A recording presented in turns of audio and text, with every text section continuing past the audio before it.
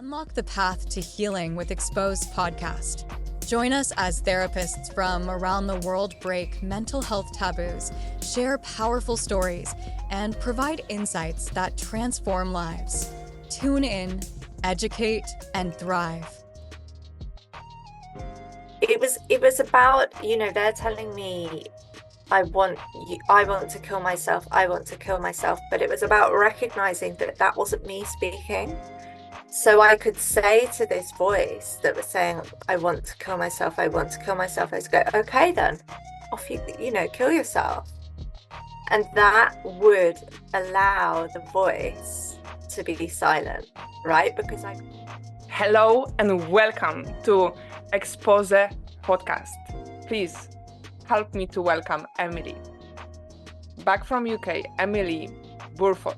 She is highly compassionate life coach, specializing in helping professionals and university graduates navigate stress, relationship conflicts, toxic work culture, and mental health challenges, which we need so much right now in this 21st century. With a gentle yet profound approach, Emily guides her clients toward self-honoring choices that foster inner peace and fulfillment. She offers personalized coaching sessions and an online course designed to create lasting positive change in her client's life. Please help me to welcome Emily. Thank you. Thank you for the introduction. Emily, we talked a few weeks ago and you shared a little bit of your story. Could you share some main points from your life which created who you are today, the moments which define somewhere your choices and your energy here today? Sure. I'm gonna try and keep it quite focused because maybe I could spend 2 hours talking about that, but I guess the most important points are that I came from a family that really valued education really highly, and it was important to perform at school in exams. And I guess what you could say is that I created a very effective mask that achieved what I needed to achieve at school. And I got to Oxford and I carried on achieving because that's what I thought life was about. If I achieve, then I'm safe and I can meet all of my needs. And of course, you know, uh, it's only recently that I've even had this awareness that that's what happened. What I knew at the time was that I had chronic anxiety, like really bad depression, and at times of really high stress, I would become very elevated.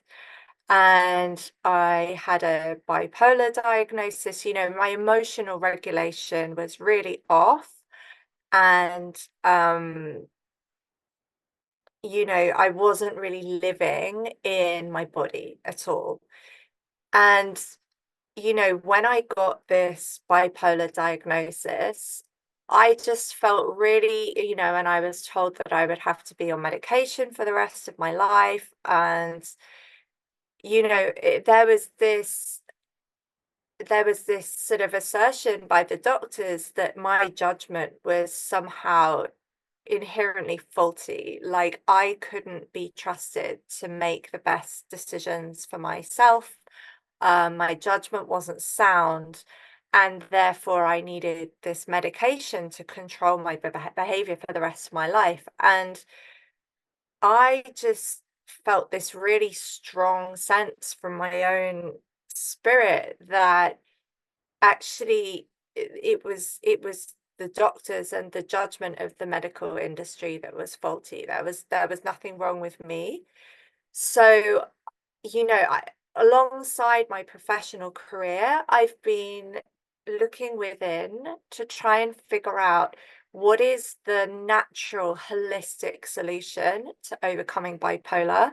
And when I say overcoming, what I mean, and this is very different from what the doctors mean, what I mean is actually accepting and embracing that really unique sensitivity that I have, and all of the range of emotions that I have, instead of trying to numb them and push them down, just learn how to live as the person that I was born. So I don't know if that fully answers your question, but it's definitely, those are the key events. Yes. So it sounds like you created your own way to manage the bipolar. And could you share? I know you're, working with clients in the sessions on that, but could you share with our audience some of the steps they can do themselves on their own when they start to notice they're becoming more depressed, or like when they are starting to get maybe a little more high, and they notice, like making a lot of shoppings and like having unprotected sex, or just some risky behaviors which they can't go more often with someone on that spectrum somewhere, which we all Sure. have, but in some way it's a little maybe more. Of course. And I guess, what I noticed within myself was, I watched a recent podcast of yours in which you were talking about the narratives that we have about ourselves, right? And how the narrative that we are attaching to kind of really has this incredible ability to affect our self-esteem and our self-worth and our mood and everything. And I actually had to get really objective about it. And I was like, okay, so I've got this narrative that I'm this really powerful, incredible goddess woman. And then I've got this narrative that I'm worthless, there's no hope, there's no point, this really negative narrative. And what I realized was that when I was in the high narrative, like when I was feeling expansive, I would start attaching this to this high narrative. And when I was in a period of contraction, I would start attaching to the low narrative. And what I had to do was realize that actually neither the high narrative nor the low narrative, they were always going to be there, right? But if I started to put too much energy into the high or low, I would forget that there's also a narrative of the moving between them, like the seasons, you know. It's kind of like, on the high side, it's like spring and summer come, and you think that spring and summer are going to last forever, or autumn and winter come and you start thinking that autumn and winter are going to last forever. And so I was trying to strengthen this narrative of this is going to change, this is going to change. And by doing that, get really, the narrative is in the mind, right? So coming out of that, like creating a new narrative in the mind and using that to get centered in my body. So eating heavy foods for me works. I'm not sure that's true for everybody, but dancing works for me. Like since the beginning of the pandemic, I've been doing a lot of yoga, just really getting in tune with what my body needs, sleeping if I need to sleep, and not judging myself, being awake for a long time if I need to be awake, and again, like not judging myself. So I guess there's this mental component around the narrative, and then there's the physical side of the body, and just allowing the emotions to come up, right? Because a lot of this is caused by repressed emotions. There is some, well, thank you for sharing all those ways, and I trust that our audience, all of us, can do most of that because, we all have ups and downs, which they are a little different when you actually have bipolar disorder. It makes you, like you said, it's a gift, and you took it as a gift, and I hope more people can find the natural ways in healing. And I do understand that bipolar disorder is a spectrum somewhere, right? It's like, because my brother has it, and I mean, he had many diagnoses, like, when it when you go through the psychiatry hospital, and my brother, for example, specifically wasn't um going for therapy or like searching like yourself, you found it. You actually, I want to admire that and celebrate that part of you who went like, no, I'm going to find my way.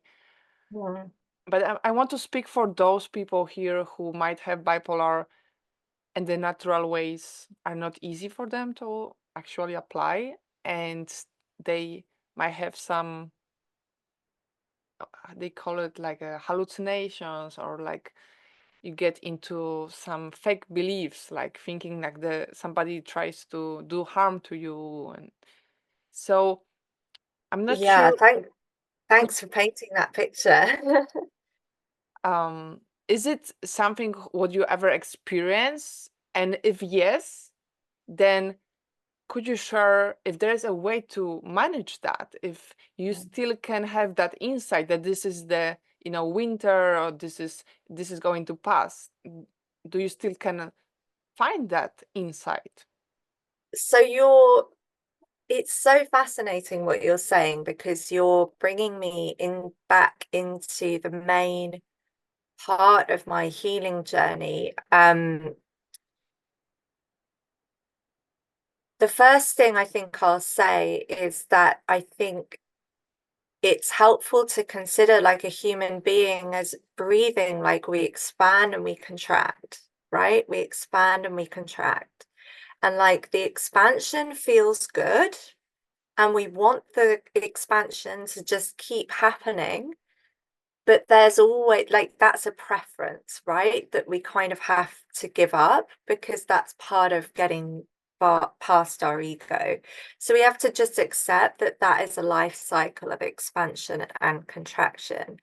So the hallucinations, I had those mostly during the contraction periods. I would have awareness of being in other bodies, other lifetimes, and feeling all the emotions of those other versions of myself. Like if you believe in past lives, then that's one way to have context around this.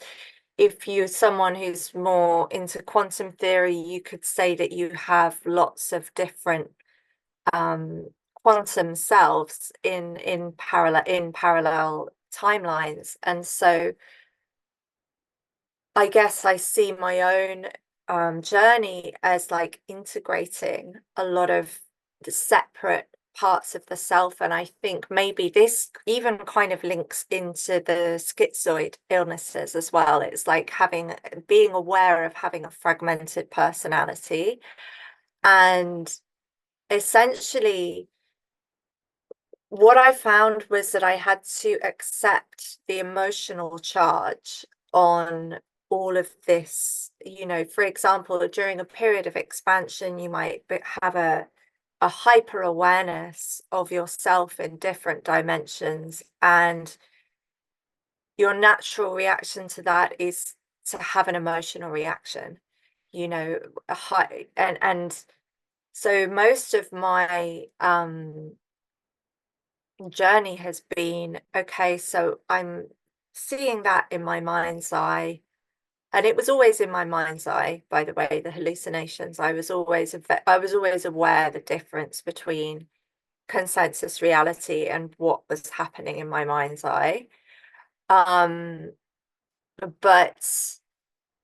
the feeling was as though I was kind of in those other selves. So I've been incredibly lucky to have had kind of time to just sit by myself with it when it's been happening, like whether that's been forced on me through hospitalization, or whether, you know, as so I came to a very deep inner decision the last time I went to hospital, which was 7 years ago, and the level of trauma that I felt in that episode was so high. I just thought, I'm not going back to that. I think there was pluses and minuses to that. The main negative one being that I isolated myself from people, and actually I wouldn't recommend to anyone to do that. But at the same time, it can be difficult to find listeners and sitters who can receive what comes across as a lot of chaotic and perhaps disturbing information, and be able to hold space without becoming afraid or judging the person. That's seriously challenging, right? So but that, I think, is what is really needed. And I've, you know, sometimes I've given it to myself, and sometimes, you know, other people have stepped in to be able to hold that space for me. So you know, I've been really lucky there. Thank you for sharing.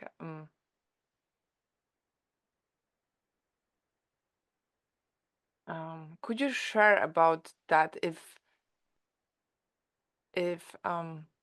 it's your gift of knowing that it was, a hallucination, or do you actually know if everyone has that insight that this is just hallucination? Um, and how do you know it is like just like, does it feels like a little different than what it is now? I'm Mm. trying to bring this up for the purpose of um so more people who struggle with it can feel like there's some connection. They're not just the only one who are maybe seeing or hearing things which normally most people, let's say 70% of people, don't. Yeah, And- I totally understand what you're saying. Mhm. I think for me, what I was looking at was material from the collective unconscious. So, you know, mythological stories, historical figures, kind of lifetimes and deaths of famous people. Like, it was that kind of thing that was coming up. And I guess maybe I was lucky that I was actually not always able to keep my sense of self separate from that. Um, if I think back to the beginning of I think maybe that is the blessing. I mean, I think psychiatric treatment is quite a crude way to deal with this, but I recognize now that it has its place. You know, it has its place in terms of if somebody's identity has become caught up in an archetype or a figure from the collective unconscious, and they have you know, they've gone, to have a safe space for them to be in that journey, can be really important. I guess as time went on with my condition, and especially when I made the decision to withdraw from my medication, kind of knowing that I was going to come across more repressed pain, more repressed emotion, and more like really challenging psychological material, like, you know, can't remember why I started talking about that now. It was something about, you know, I think when I went into that as a conscious participant, it's like because I made the decision, like, you know, for some, I think that's the difference. Initially, it came to me, and so I wasn't prepared, right? So that's when you get caught up in it and you forget who you are and, you know, who the other characters are. Yeah. But when I made the decision to enter into this material consciously, it was almost like I'd made the decision that I was going to keep my self-identity at all times Mm. and ground myself, like by touch, like, if it ever gets too much, you can just look at the wall or look at or kind of ground into your body, do some physical exercise, like I did loads of that. Um, eating, it's like all of the Taurus stuff um is really great, but Taurus energy being the physical, the manifest is such a great counterbalance to the deep psychological stuff, which is the Scorpio energy, right? And so yeah, it's just staying grounded, and you can do meditations, you can do like ASMR video soundtracks on YouTube, listen to yoga nidra, for example, people really guiding you into your body, breath work, anything, and then just staying alert to when the attention wants to go into something mental and bring it back into something physical. It almost makes me feel like people who might struggle with this, they're more like disconnected from the earth. Maybe Mm. that's what came to me. And the sense of safety, that's the second word which came to me. Which can you talk about that? Is there? I know there is no research about around that too much because the pharmacy kind of makes sure there is a research where the Prozac and medicine can be used, which doesn't really solve the problem. But could it be, is it fair to say that childhood trauma and some neglect and just a result of that, of feeling not safe, can I develop? couldn't, yeah, I couldn't agree with you more. Mhm. There is this, I'm not allowed, for me, it was a belief of I'm not allowed to be in my body. On a personal level, it's to do with judgment of my own sexuality. And I think, the way the sexuality and gender conversations are kind of coming up at the present time, I see much of that as, people not accepting their physical body. And how can you be surprised when we've been trained, for centuries to be ashamed of our bodies? This conditioning, we're not only conditioned to be ashamed of our sexuality, but we're also conditioned to repress our emotions because it's not good for economic productivity, right? So this has all been accumulating, I think, and yeah, childhood trauma, I think, plays a part in it. But I think many of us are dealing with collective stuff that's just built up over time that says, in order to solve the world's problems, you have to be in your mind. And even the education system tells us that. And it's just, I mean, it's just crap. It's just absolute crap. Like, first of all, you have to be in your body, right? And then you can use the mind. But otherwise, it's like, yeah, in many ways, I think it's just undervaluing the most important aspect of our nature, well, which is our physical body and our emotional body, and trying to say that the mental body is the most important thing when it's just not. You brought something what's so eye-opening, like shame around body image and how that can actually disconnect us, that toxic shame, how it can disconnect us from feeling our feet because we're so focused on some shape, curves, whatever it is for you. And that actually might makes us more vulnerable for this type of, whatever it is, bipolar, depression, anxiety, Yeah, anorexia, food disorders. 100%. I think grounding into the feet is just a great antidote. And, for me, I mean, I'm aware that there are differences and complexities between different diagnoses, but I like to simplify things. And for me, accepting and honoring and embracing the feelings in the body, including making sure our energy is always flowing all the way through from our head down to our feet, right? I think that that cannot fail to support anybody struggling with a mental issue.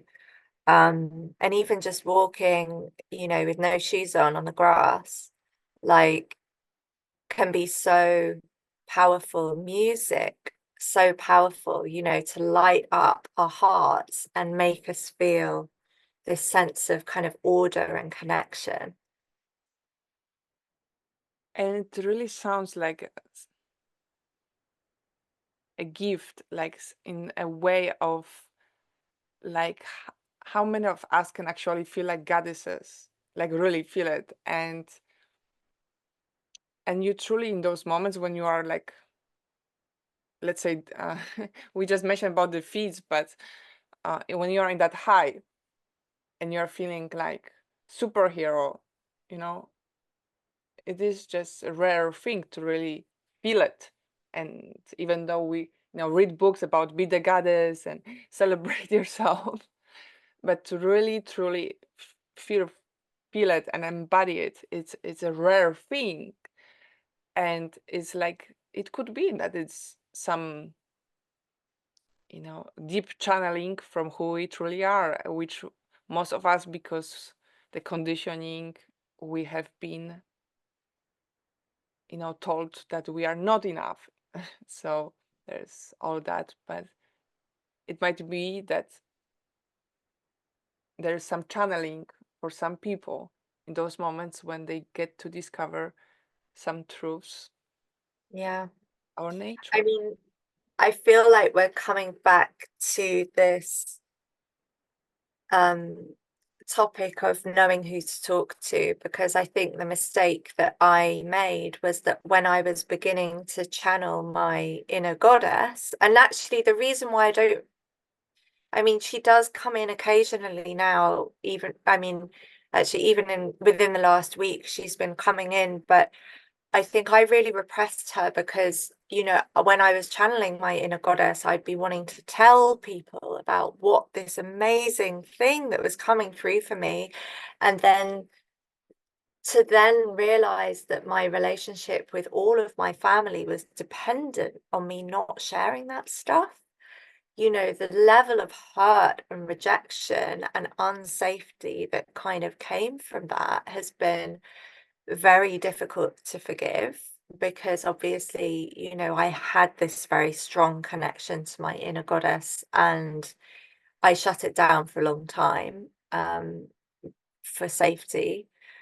And actually, I think probably really what I just needed was to have people around me who, number one, were able to listen, and number two, were able to hold like a grounded presence when I was talking about these things and go, yeah, that is, there's no judgment around that. Like, you're allowed to have this amazing, beautiful side of yourself come through. And there are people who want to see that. Talk so much about that, watching yourself kind of from a perspective and the self-acceptance. And there was a period in your time which was dark, many of those. What advices you have for people who might be struggling with suicidal thoughts and just feeling, having those voices in their head of like, kill yourself, or whatever people have. I had those thoughts when I was 16, so and actually, my dad took his life, jumped from a building because he had that voice in his head. So it's real. Yeah, would you like to share on this? Yeah. I mean, I'm really sorry to hear about your dad.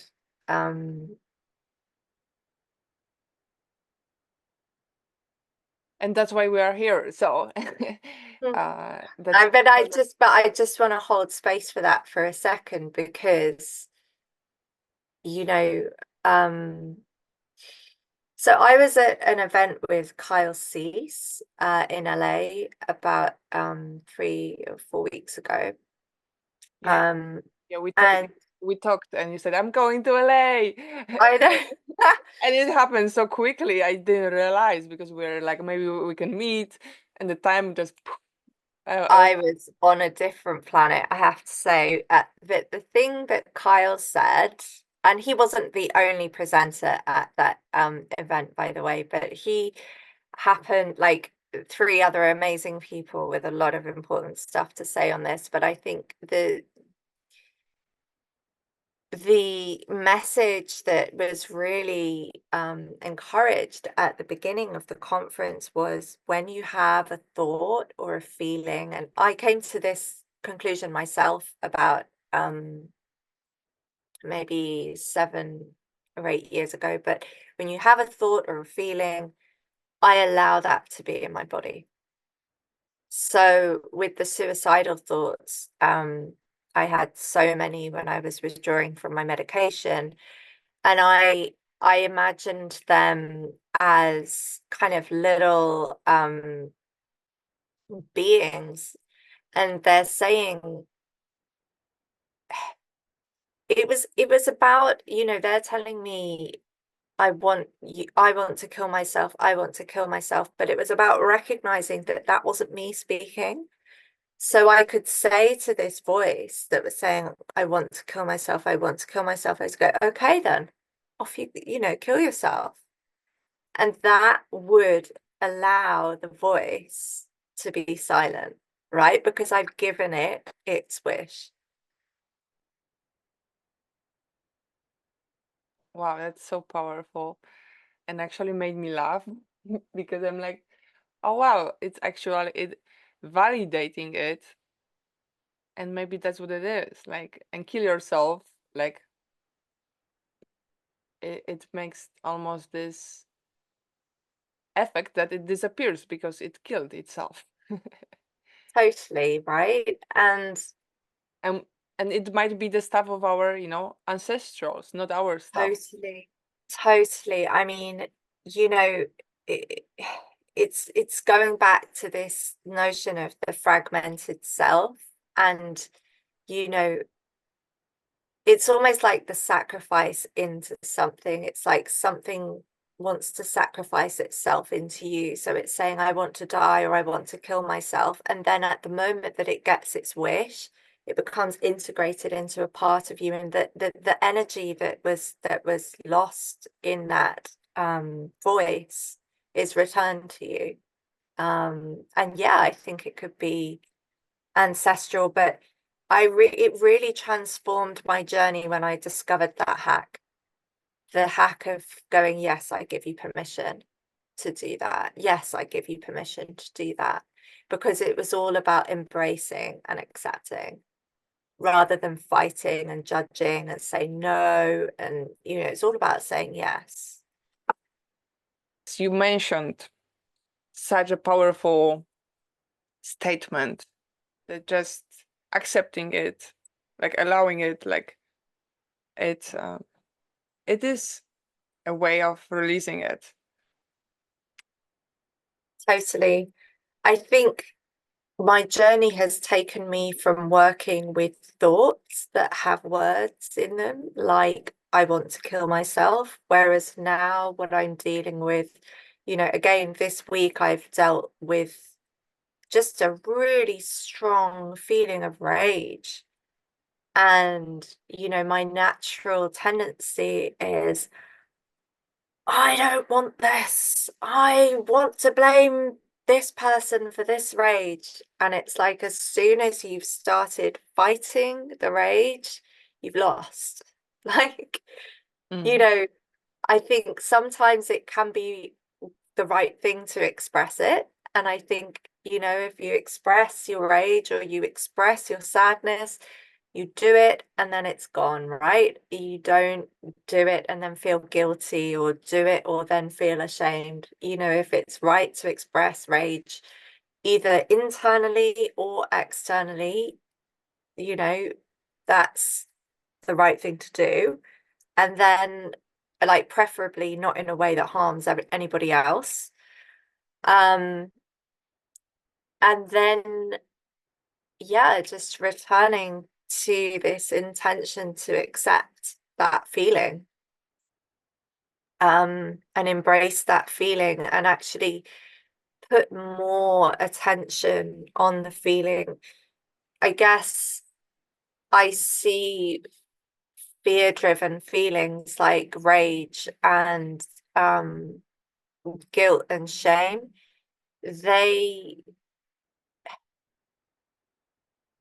It's kind of like boiling water, right? So let's say your rage is like ice, and your shame and your guilt are like water, and this water is sitting in the bottom of a cup somewhere, just upsetting you.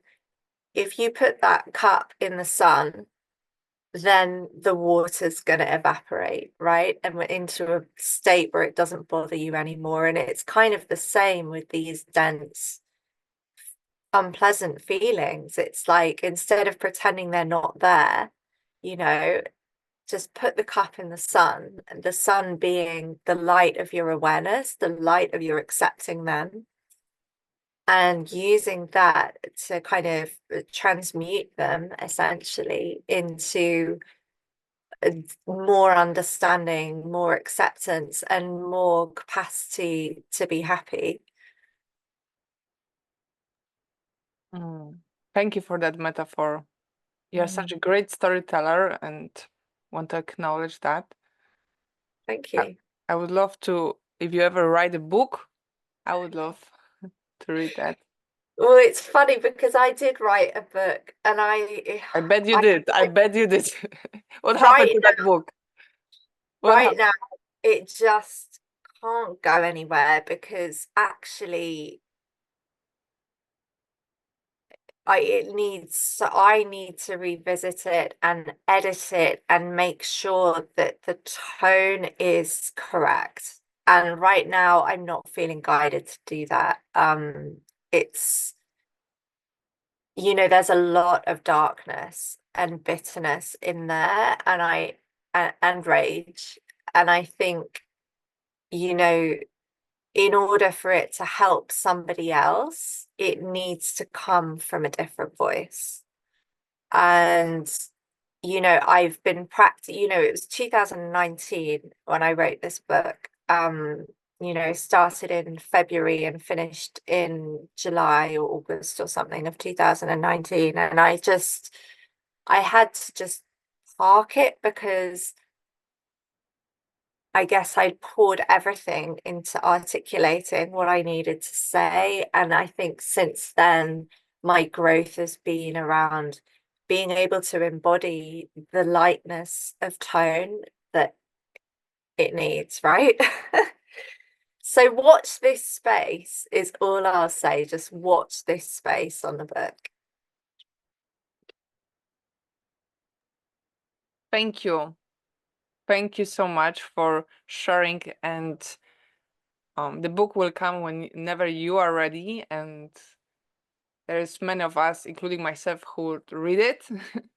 So you have an audience, one less obstacle. Thank you. And I feel like we all who are empaths and been through some trauma or bad experiences, we have almost this sense of making things perfect. And I would like you to talk about how do you deal with that, if you relate to that, and maybe even talk about fear and how to conquer fear Mhm. from your Yeah. personal journey. And if I read correctly, you traveled to India. Is that correct? Mm. Yeah. So if you would like to share a little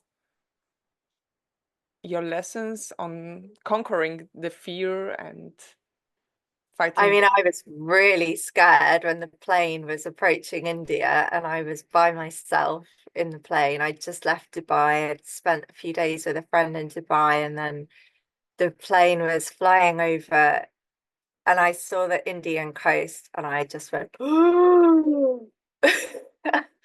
And then I landed in Mumbai, and this taxi driver took me through Mumbai. And a friend of mine said, when you get there, don't take everything in because it will overwhelm you, right? So what did I do? I sat in the back of the cab and I looked out of the window and I took everything in. And that evening, I was in tears. Like, it was really overwhelming. The weird thing is, to answer your question about conquering fear,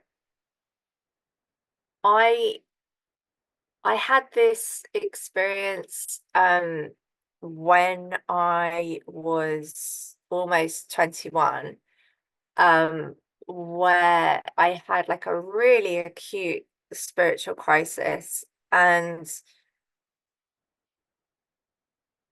when as I was recovering, I did end up in hospital. As I was recovering from that, I it was almost like I had this belief I must overcome fear. It was like, and I don't think this is true for everybody. So I think that's what drove me for a long time. It was like, I must overcome this fear. And the only reason why, I had all these amazing adventures, I think a near death experience like what I experienced was, it's like, okay, so I know I'm gonna die, so I might as well just live my life to the full. I know I'm going to be in pain, so I might as well do like live the best life that I possibly can. Like, it was that kind of reasoning. And I think it was similar at the same time, like a blessing and a curse to have such an extreme event that led me to that decision. But I think it is true for everyone. Life hurts everybody, and you know you might as well have what you love in life, because otherwise the pain is just going to consume you. Whereas if you're using your life to go after what you love, at least you stand a chance of enjoying it, right?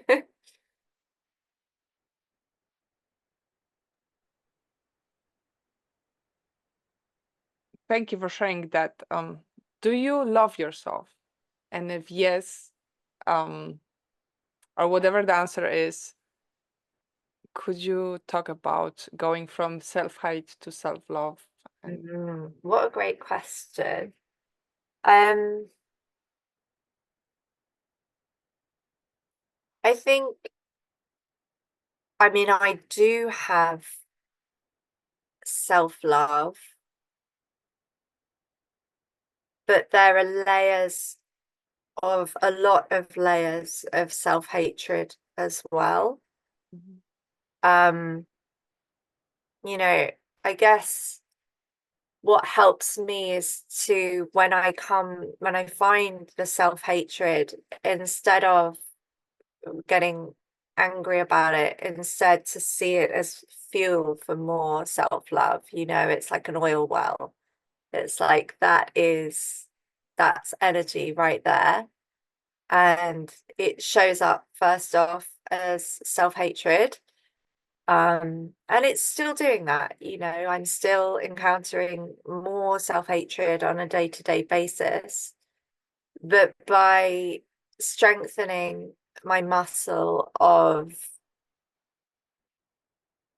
knowing that I can work with that and turn that into understanding and self-love. I think that's what really helps. But I think the flip side of that is that because it's been a very solitary journey for me, I now feel very isolated in my journey. I would like a community of people who have the same level of self-love that I do. And I think I am tuning into that now.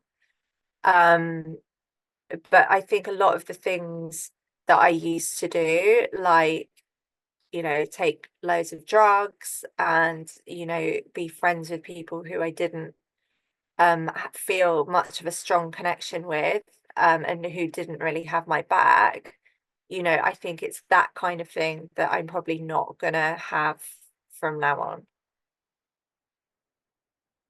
And those choices is something what is a skill. You learned it, Mhm. and the choices of, who am I going to hang out and what a little thing I can do for myself today so I can Right. feel good.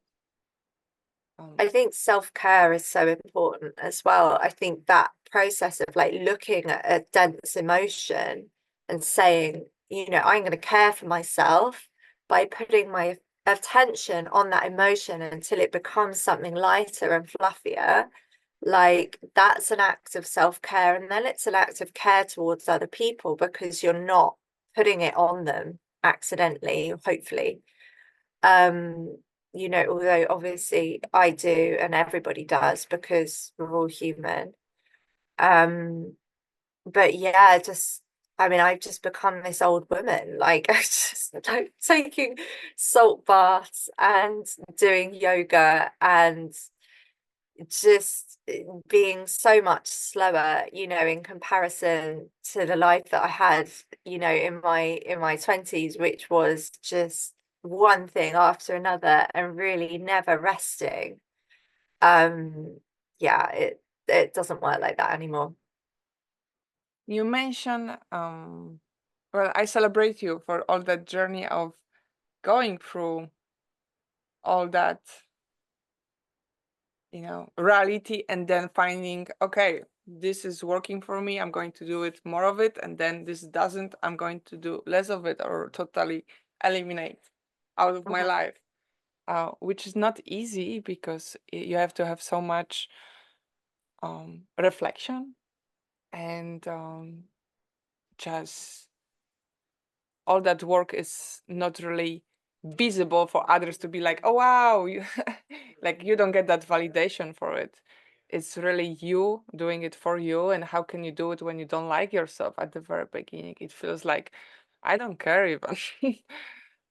So I want to say it because some people might relate that, yeah, give yourself that credit because this is the work we do on ourselves. It's for us, Mm. and we deserve it Yeah, even when we don't feel it.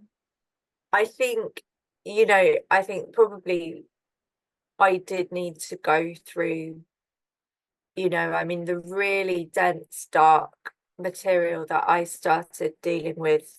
I mean, I've basically done a 7-year shadow journey. It's really been quite extreme, and most relationships that I had before this 7-year period, I've had to renegotiate those relationships, and many of them have not survived.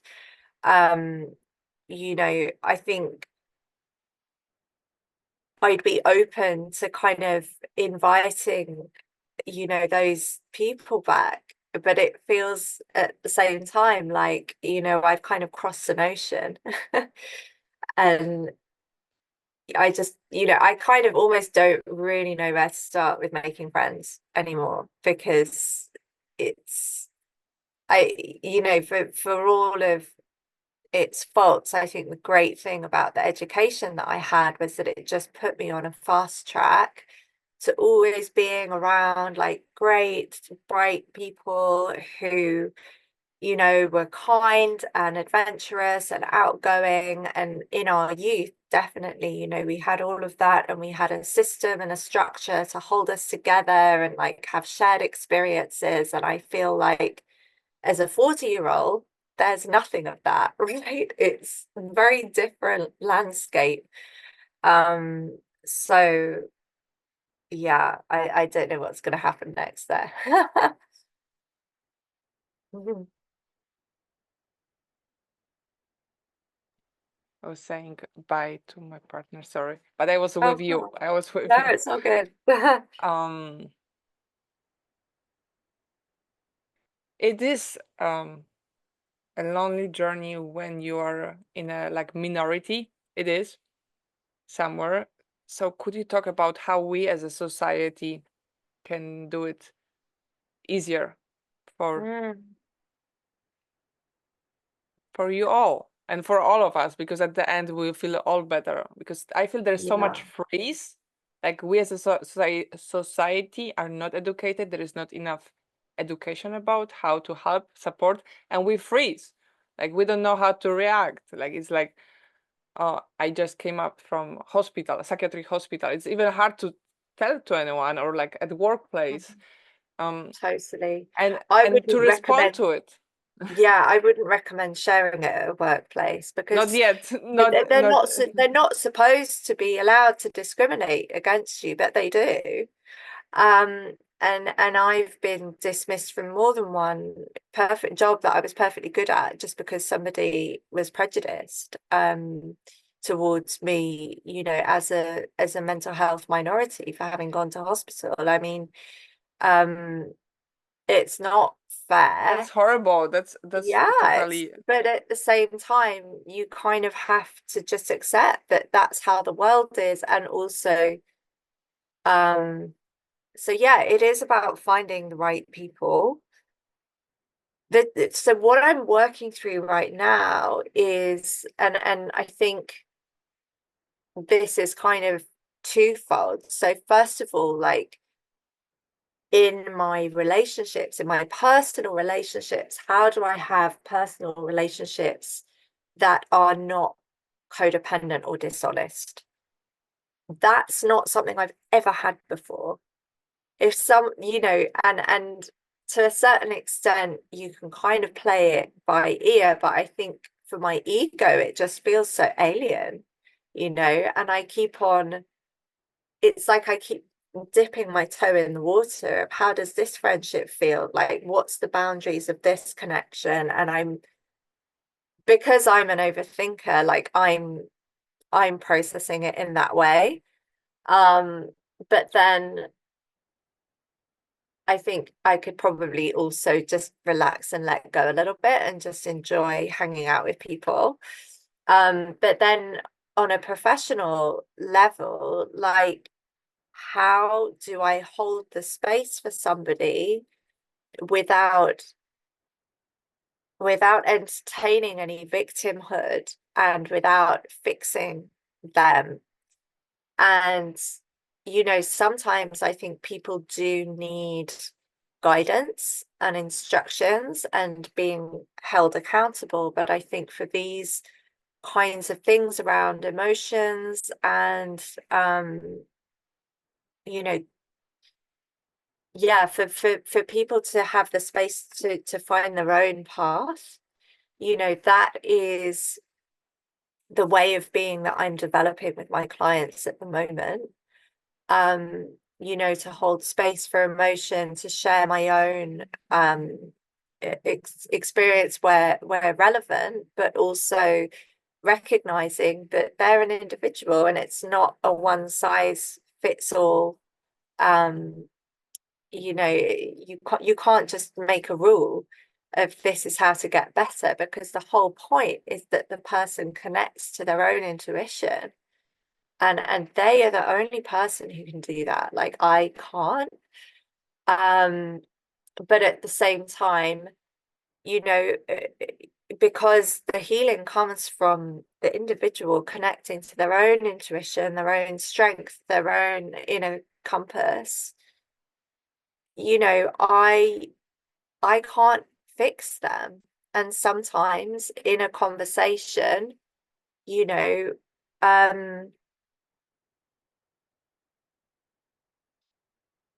coming out of the victim story is essential. And I tend to attract clients with a very, very strong victim story. Funnily enough, it's like a victim story which is incredibly loud. It's like, I can't do this, and I'm a victim of these circumstances because of this, and I need you to rescue me. It's like, I can't. Like, the responsibility for turning down the volume on that story is the client's. So I have a baseline now that my clients need to commit to moving past their victim story, so that every time I challenge them and say, you're in your victim story, they've got enough awareness to support themselves to come out of it. Could you share a little bit why do we get stuck in that victim story? Because I feel, there's so many archetypes we can use in us. And this tends to be as a not first response. I don't have enough research on that, but in my story and many other women I interview for the documentary purpose, there is this immediately, you feel like there's the victim voice speaking instead of, that could be some magician, there could be some warrior, some whatever archetypes there are, which we have access. So could you share a little why is that and how to Well, the first you thing to say is that I think this is a reflection of me and my own victim story. So, Mhm. It's useful that I'm working with people with a strong victim story. Why is it so compelling? I guess because the victim story takes away from us it makes us feel safe. It's like it's like the low story of the two, the high story and the low story. It's like if we stay in the low story of nothing ever works for me and I can't have that and people are always unfair to me, and if we stay in that, we never have to go into the fear of change, you know um and I find that challenging, I have to say. On a personal level, my ego is powerful. It wants to keep me safe, and it's because I have that awareness of a very powerful ego that I'm able to support others who also have a very powerful ego. And yeah, its intention is just to prevent you from feeling the fear of doing something different, right? Like actually having the things in your life that you want and that you would love. Mm, Because it's like can I say something more in this? It's like of because course. I have had this experience in the last week where all of these ego thoughts have come up for release. And it's like when I choose to let go of the thoughts, the next thing that comes up is a whole load of fear that the thoughts were covering up. And it feels unpleasant. And it sometimes keeps me awake. And, I do believe that, especially when we ask for it or pray for it, we never get more than we can cope with. That's the first aspect of kind of my faith and trust in the process, is that it will. Yeah, I think that's really important thing to ask for. It's like, if you're going to give me some fear, psyche, just please make sure it's a manageable amount each time, and have some time for integration in between, because once you've released some thought forms and then felt the fear, you've kind of changed as a person. So then you need some time for a break before you start uncovering the next piece. Thank you for dividing it in those pieces and just sharing the bigger picture on how to approach that.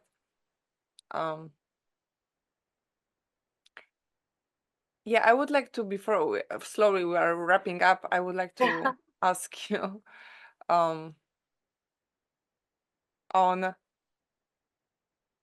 if you would like to, you actually spoke about it, about the relationships and being with someone who has bipolar disorder. Is there any tips, advices you have for the another partner who so it's healthy, which is funny thing to say, because we all, have some things. But on Yeah, both, go ahead. yeah, it's back to the same topics of letting the emotions be there, letting the thoughts be there, just creating space for what is there to be there.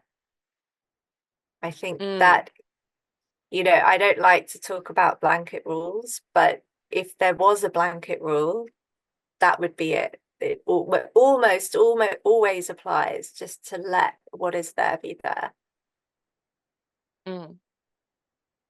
The acceptance of that, all of that. Thank you. Acceptance of those ups and downs and giving that space. Because that relationship dynamic is a little bit different from, the highs are a little higher and the lows are a little lower. So it does require just that awareness that, Yeah, I mean, when you have other people around you in relationship who have that emotional intelligence, that really helps, especially if they can feel, unfortunately for me, like, I'm dealing with some really deep psychological material that not many people can hold the space for. However, I'd like to think, especially in the last 5 years, as more people have awoken to what's going on in the shadow and in the unconscious, it's like, actually, there's a comedian, a British comedian called Jimmy Carr, who I was watching him on the Diary of a CEO podcast, and he's gone from this highly narcissistic, dismissive, cruel comedian into a really emotionally intelligent guy who's working on himself. That's what we've seen, and the change that we've seen since the beginning of the pandemic, and I think that's happening everywhere. So thank goodness for that. Yeah, the world is changing. So lastly, let's talk about food. Just a few Sure. words. Because I'm adding this is one of the most important questions, because I have a hypothesis that what we eat and the sugar and all of that can create depression, anxiety, and I would like you to share a little bit about what Emily eats. What? Well, Emily eats. the first rule is eat what you love and eat what makes you feel good. I personally haven't been able to eat any processed sugar for just over a year and a half. That was difficult to give up. Alcohol has also gone, and that is a shame. But and I've cut out most dairy, and my diet's really changed. It's much more fruit, grains, yeah, just vegetables, more plant-based and less dairy, essentially.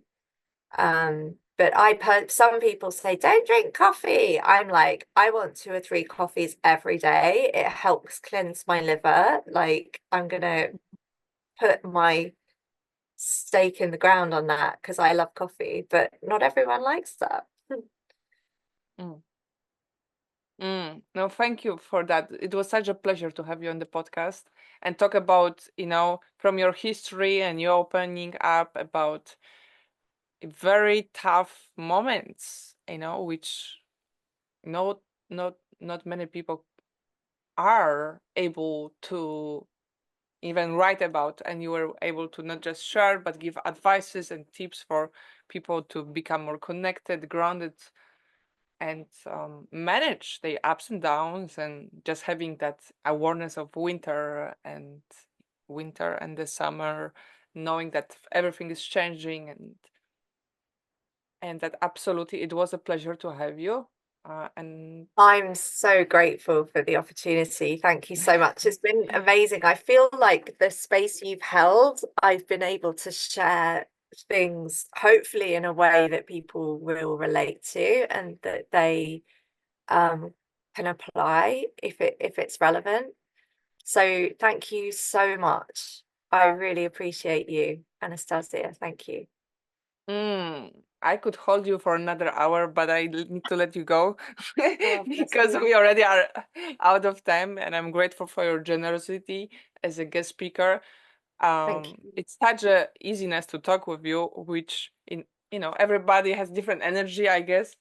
Mhm. Sometimes I find like, why I don't find a question to make to this person, and then I talk with you, I'm like, and this question.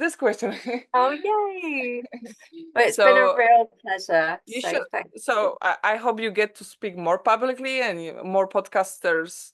You reach to I more need to get an podcasters. agent. I need to Yes, get an yes, agent. because you're really you you know you're gifted, and more people need Thank to know you. about you. How people can find you? I'm going to attach the links, so don't worry. But just mention how Sure. people. So people can find me through my website, they can find me on LinkedIn, they can find me on Instagram, and I'm also on Facebook. So I can send you the relevant links. And if people want to explore the possibility of working with me, this is like a really open-ended conversation where we just figure out whether what I can offer matches your needs, and explore what the right process is between us as individuals. So as I say, it's very flexible, and I have a Calendly link for people to arrange that. So I'll send that to you to put under the video. It was an absolutely pleasure, Emily Burfoot. Thank you so much, and Yay. goodbye, everyone. Make sure to follow Emily on social media, and maybe one day we will have you again when you are, traveling around the world and speaking, sharing your story on the stages. We should definitely catch up soon. I'd love to. Thank you. I hope you enjoyed this interview, and please subscribe my YouTube channel. For you, it's a one click. For me, it means the possibility to continue creating impact in the world with those videos. Thank you, and see you soon.